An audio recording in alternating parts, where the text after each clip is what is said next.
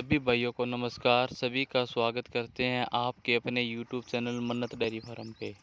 जो भी भाई हमारी वीडियो पहली बार देख रहा है वो चैनल को सब्सक्राइब करे और बेल आइकन का बटन दबाए ताकि आने वाली हर वीडियो का नोटिफिकेशन आप तक पहुंच सके। दोस्तों आज हम आपको एक टॉप क्वालिटी की कटड़ी दिखाएंगे जिसको बिल्कुल छोटा सींग है। हाइट और लेंथ देख सकते हो दोस्तों, बहुत ही अच्छी है। और थन देख सकते हो चारों अलग अलग। दोस्तों बहुत टॉप क्वालिटी कटड़ी है। इसकी माँ का रिकॉर्ड 22-23 लीटर आया है।